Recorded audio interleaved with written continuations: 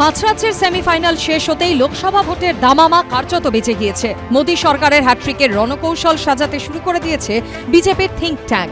উল্টো দিকে বিজেপি বিরোধী ইন্ডিয়া জোটের শরিকরা এখনও আসন সমঝোতার ফর্মুলা খুঁজতেই ব্যস্ত।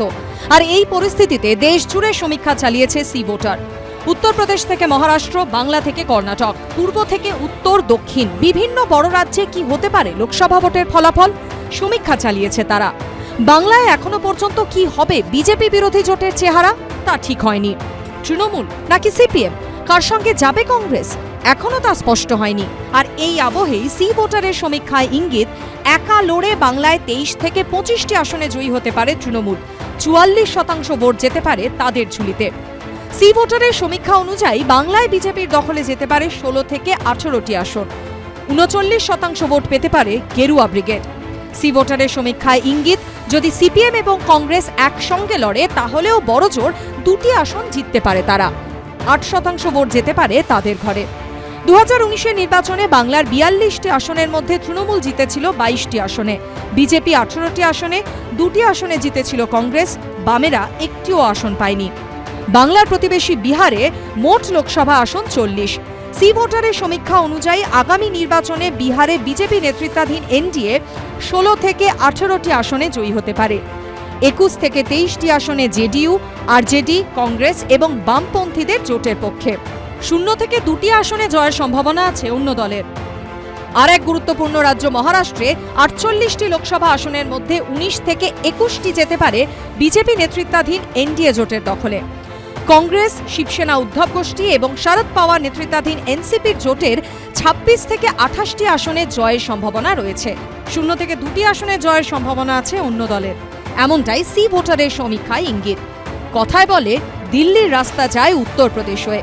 সি ভোটারের সমীক্ষা অনুযায়ী উত্তরপ্রদেশের 80টি লোকসভা আসনের মধ্যে বিজেপি নেতৃত্বাধীন এনডিএ জোট 73 থেকে 75টি আসনে জয়ী হতে পারে। সমাজবাদী পার্টি যদি কংগ্রেসকে জোটে নেয়ও তাহলেও বড়জোর তারা 4 থেকে 6টি আসন পেতে পারে। 0 থেকে 2টি আসনে জয়ের সম্ভাবনা মায়াবতীর পার্টির। সি ভোটারের সমীক্ষা অনুযায়ী মধ্যপ্রদেশে 29টি লোকসভা আসনের মধ্যে বিজেপি একাই 27 থেকে 29টি আসনে জয় পেতে পারে, কংগ্রেস পেতে পারে বড়জোর 2টি আসন। ছত্তিশগড়ের 11টি লোকসভা কেন্দ্রের মধ্যে বিজেপি একাই 9 থেকে 11টি আসন জিততে পারে, কংগ্রেস বড়জোর 2টি আসনে জিততে পারে বলে সমীক্ষায় ইঙ্গিত। রাজস্থানে 25টি লোকসভা আসনের মধ্যে বিজেপি একাই 23 থেকে 25টি আসনে জিততে পারে, কংগ্রেসের ঝুলিতে বড়জোর 2টি আসন যেতে পারে বলে সমীক্ষায় ইঙ্গিত। কর্ণাটকে বিজেপি নেতৃত্বাধীন এনডিএ জোট 22 থেকে 24টি আসনে জয়ী হতে পারে বলে এই সমীক্ষায় ইঙ্গিত। আর কয়েক মাস আগে বিজেপিকে হারিয়ে সরকারে আসা কংগ্রেসের ঝুলিতে যেতে পারে মাত্র 4 থেকে 6টি আসন। সি ভোটারের সমীক্ষায় ইঙ্গিত, তেলেঙ্গানার 17টি লোকসভা কেন্দ্রের মধ্যে কংগ্রেসের দখলে যেতে পারে 9 থেকে 11টি আসন, 3 থেকে 5টি আসনে জিততে পারে কেসিআরের ভারত রাষ্ট্র সমিতি। 1 থেকে 3টি আসনে বিজেপির জয়ের সম্ভাবনা আছে বলে জনমত সমীক্ষায় ইঙ্গিত। অন্য দলগুলি 1 থেকে 2টি আসনে জয়ী হতে পারে। সি ভোটারের এই সমীক্ষা চালানো হয়েছে 15 ডিসেম্বর থেকে 21 ডিসেম্বরের মধ্যে। রিজিওনাল লেভেলে এই সমীক্ষায় মার্জিন অফ এরর +-5%।